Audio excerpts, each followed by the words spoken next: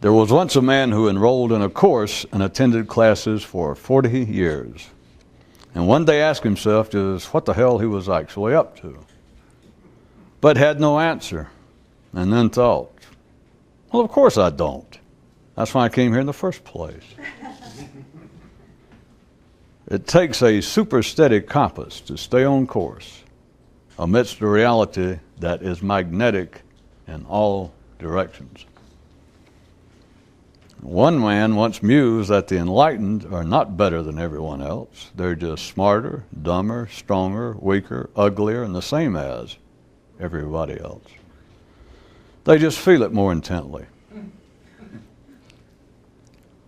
One man who could never shake himself awake long enough for it to be of any consequence finally said to himself, that is, his thoughts said to him, don't sweat it. You'll be dead soon. Which, for all general human purposes, is the ultimate response to all human concerns. But, of course, not for a few here and there. Position vis-a-vis perception. The more locally focused your attention, the worse things seem. Tonight's neurological news. Life has its finger stuck in everyone's head. From the extended view of the few, the worst aspect of aging is how it mimics an increase in understanding. Of course, the majority unquestioningly lap it up.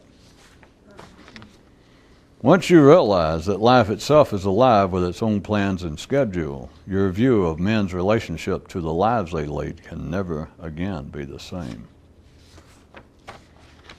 One man was born as Siamese twins, and for the first few decades accepted as fact that it took both of him to survive. But then one day came to an astonishing discovery, which you can probably guess by now. There was once a man riding in a rocket who became so sick of the trip that he could only survive it by not paying any attention to it. When the mind hears reports of gunfire, it naturally believes it's aimed at it. The whole idea of negative news must, by the few, be re-examined. Since even life can only speak to man in code, why expect more from such as this? The entire scope of what seems to be knowledge must by the few be continually reconsidered. The hearing of the more conscious is as subject to change as is knowledge itself. And without the key to the code, nothing man knows leads to sense. Some men once discovered a path to an unknown place, but to return home they had to lay a highway back. Thus, for their own reasons, they did. And it may also sound as though it would be of benefit to others who might care to duplicate their journey. A mental and verbal conclusion, not surprising, given the facts. In fact, how could it be otherwise? How could it not be of benefit for someone who had been to a new locale to mark out on their return the path they'd taken? Well, I'll answer that for you. The irrationality of such unknown places is only matched by that of the means of going there. There was once a man who believed that some gigantic, nefarious force was against him and his plans. Turned out to be this really big generator that needed to be shut off. News regarding the warfare within consciousness and the question of preference. One truly engaged in the conflict does not care whether he is shot by one particular bullet or the other, just as long as he is sufficiently killed. If nothing else, just think the money you'll save in munitions.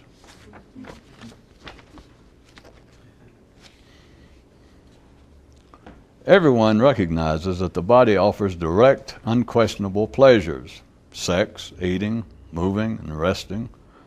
But why do they not see it equally as plain as regards the mental ones? That is, why do men insist on believing that there is more to thought than there demonstratively is? To those who know, the answer is simple. It's because thought must be given greater significance than it deserves just to maintain its present position.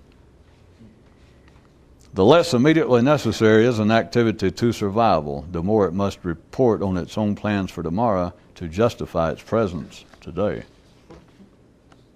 Thus it be that on one level, the more men talk, the more confused they become, but the more they talk, the more civil they become, which is the overriding collective concern. And thus it be that man, unique among life on this planet, can, in contravention to the physical laws governing all other creatures, extend his life by the mere act of speech. Men who think that what they think about amounts to any more than what they're thinking about have no idea what thinking is all about, which of course is part of its power. Once upon a time there was an imaginary kingdom which could bluff so good that it ended up preeminent. Those devoid of understanding are those who dismiss the illusionary as being irrelevant. Kings will allow the priesthood to continue so long as those running it appear themselves to take what they preach seriously. Those of you keeping track, those last, or the first 16 were all connected. Ha ha, that's right. Says one man. Says one man, on those days when I suddenly find myself less mentally frantic and the possibility of control over consciousness is closer to a reality, I am increasingly unsure whether it came about because of what I ate the night before or because of the past efforts I've made along these lines. But no matter, one thing's for certain, were it not for the latter, nothing of interest would ever happen. On one planet, you can live in the dark or you can live in the light. But no matter what you do, you'll still live in the same neighborhood as everyone else. See, that's why mystics make such good neighbors. They're not there. And a viewer wants to know if this is really about mystics and other men or about the relationship in one's mind between certain kinds of thought. Those attracted by another's charisma are in need of no more than a place to submit.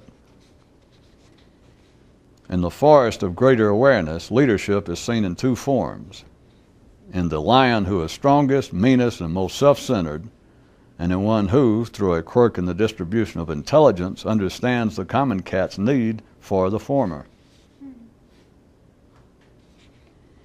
For the more promising, the only danger in following someone else is that it never leads anywhere. And if you are one of the more promising, you can figure this one out.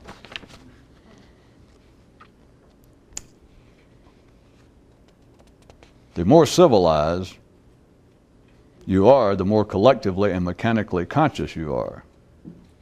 But this still doesn't mean that you're actually conscious. Tonight's cosmological news. Cosmology news. There was once a planet on which, let's do it different this time. There was once an area of human activity, mathematics, let's say, which came into being already containing all that it would ever need or contain. And all that was open to it was a continual rearranging of its elements. If you were primed for the version I started out to do regarding life on some planet, you can take what I just said about math and go ahead and finish out the story with that. Still works. More about the arrangement. The body knows what's going on but can't say, and the mind can say but don't know. Some have labeled this song, "Ah, sweet, bittersweet, rat-ass mystery of life," though I'm at a loss as to why they include the term bittersweet, other than the over-the-top melodrama to which men are naturally given when attempting to confront the impersonality of existence. You guys should be happy I didn't actually throw in the tune to that song, of which we were doing a parody vis-a-vis its title. Perhaps this footnote might be handy. When men don't care for particular aspects of the arrangement, the most common description that springs from their lips is the word injustice. And further note, does not the fact that there is never an adequate reply to this charge offer an additional hint that man's sense of justice and the equitable arrangement of things may itself be radically flawed? Which it would, did not the mind take it also personally. Which it's meant to do, but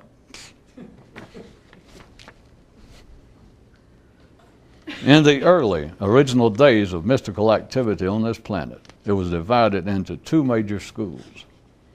The first was identified as being for those who think too much, and the second for those who think too little.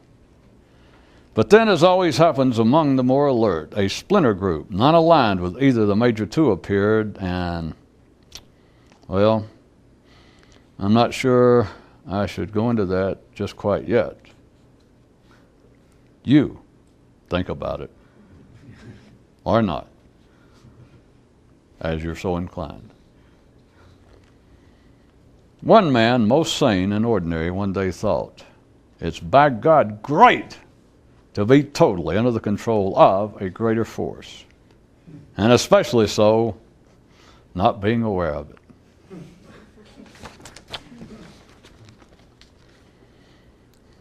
You can only be disturbed by death by having no personal acquaintance with genes. Adult version, same idea. You can only be bothered by stupidity by being stupid yourself. Tonight's mythology news. The most ancient records yet found concerning man's ideas of a deity reveal him originally picturing God as the only being who can point at himself.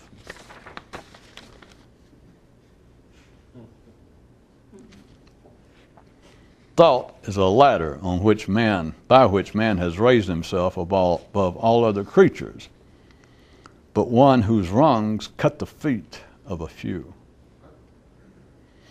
And let's leash this guy of hand. Let's stop for a moment and give a big mournful sigh for the few. Aww. Okay. The seesaw of the mind. As long as you accept that everyone else is individually conscious, you'll believe that you are.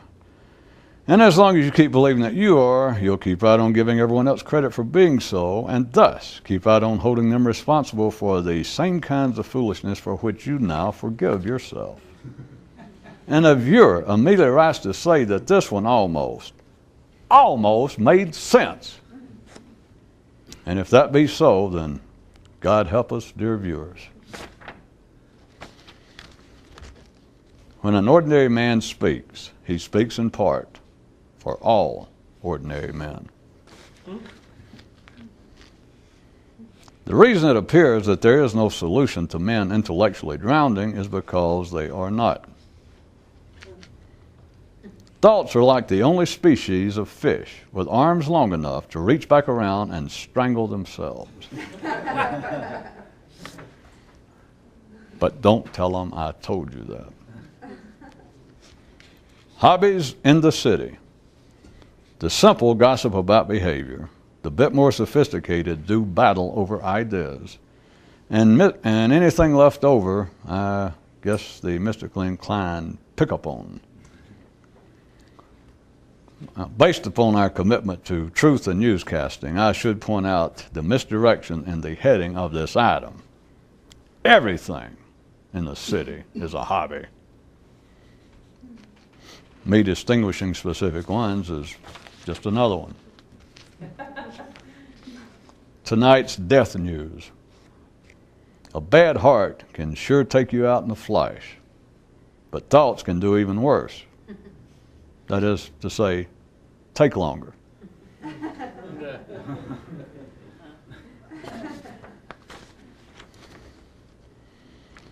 People believe that those more conscious must have more to worry about. Just look at the lives they concoct for their religious heroes. How civilization works. If everybody pretends that something is serious and meaningful, it is. Tune in next time when we'll tackle the subject of thought. A man once asked a mystic if learning the truth about life was not, at one level, tantamount to committing suicide. And the mystic replied that such could be said, but further noted that it is only by such an act that one can experience a rebirth. And the man asked the mystic if the latter was guaranteed. And the mystic asked the man if he was positive he wanted an answer to this question.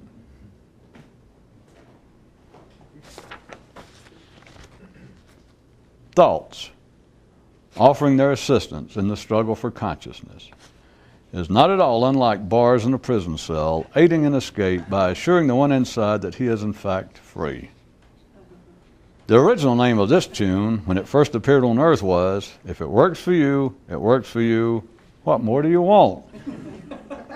But men quickly abandoned this title, it being too direct and conclusive, and continue to this day to concoct new seeming names for this song, which describe things in a more, shall we say, collectively acceptable manner.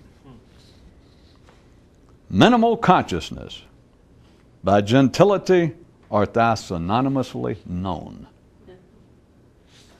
Would it help to read it yourself? Perhaps not.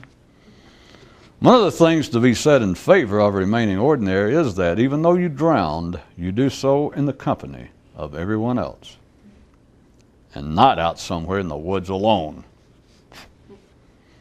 According to where your attention is, that was either our sociological commentary for the day or else our joke to make you choke.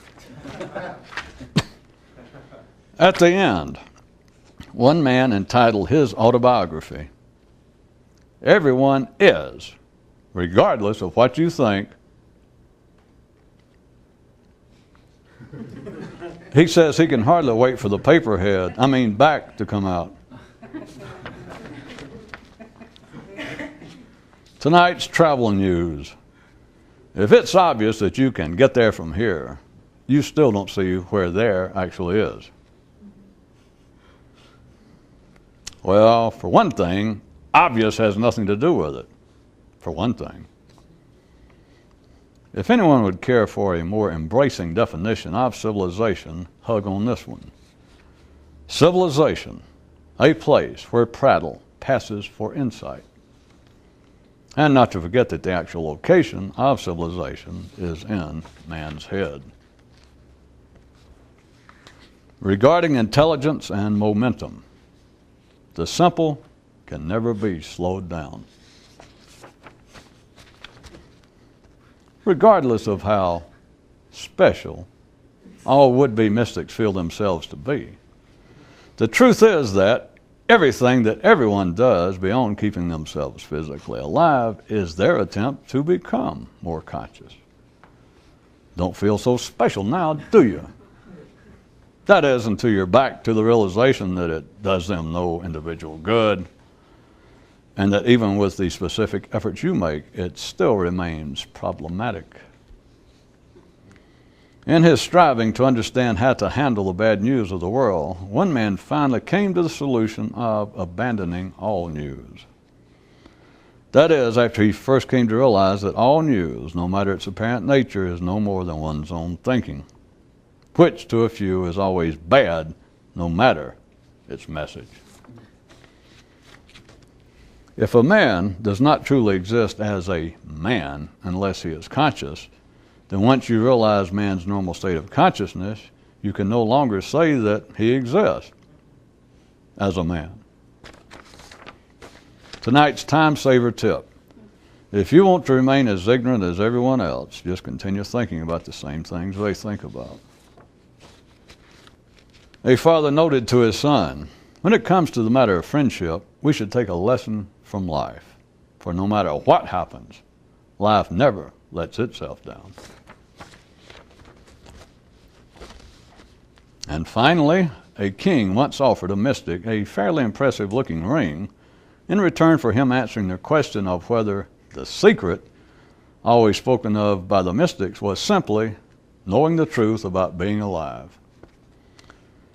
And after several seconds of no response, the mystic finally said, "Let me have a better look at that ring."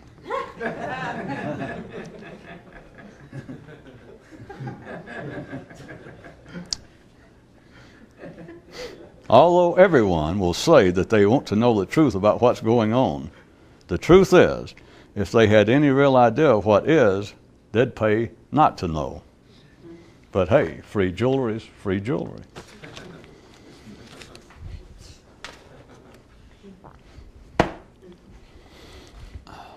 Keeping in mind all of the previous and yet to come warnings that we do not actually talk about what we appear to talk about here.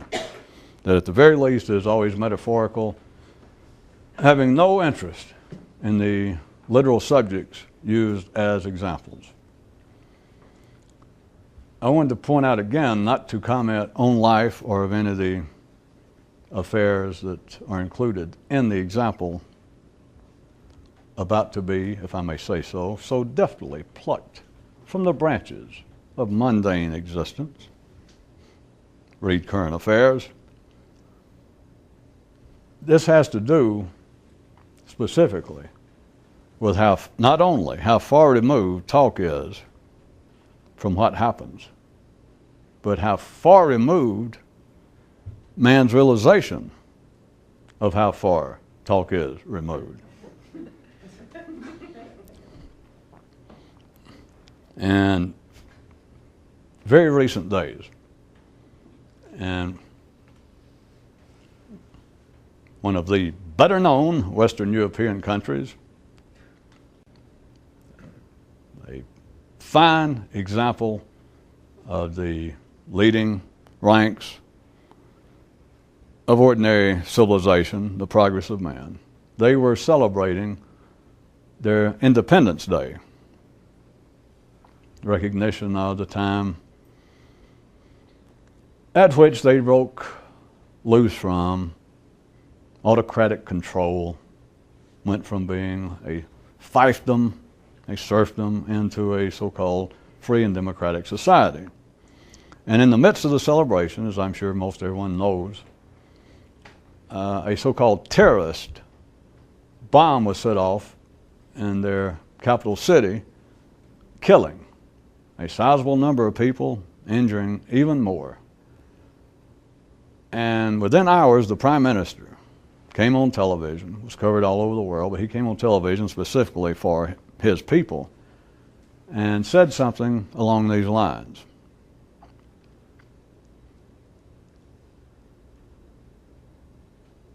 That the celebrations would continue unabated, for they would not let this uncivil, terroristic act prove to be encouragement to other potential deranged minds who might then, if they saw the effect, if they saw the explosion having what the Prime Minister described as the desired effect, then it would simply encourage other potential maniacs to actually execute their dastardly plans. All right. There is several things. First off, and it's not an insult now, but there is a prime example of a news item tonight of a more comprehensive definition of what civilization is. Prattle, place where prattle passes for insight. Because anyone with any intelligence, by the ordinary definition, not my definition, can take that idea, the reality of the idea, and the idea itself, and all it takes is just a cursory examination of it, consideration of it, and you know it's foolishness. All I've got to do is point it out. Remember the basic sentiment that the Prime Minister was expressing, that we cannot, as good, decent, Italians or French or whoever it was. We cannot, we will not allow such a cowardly act by one deranged mind to put a halt to bring civilization itself, in this case being represented by their celebration of past political freedom, the gaining thereof. We will not let them shut down our open and free society, one man. Least, it simply encourage and prove to other potentially, likewise madmen, that they can succeed, get their desire by engaging in such uncivilized acts. Anyone who knows anything knows that if someone puts a bomb in downtown Rome or any large city, blows up, kills people, as horrible as the act is, anyone knows, all you've got to do is point it out, anyone knows that it is not true, that there are madmen, other potential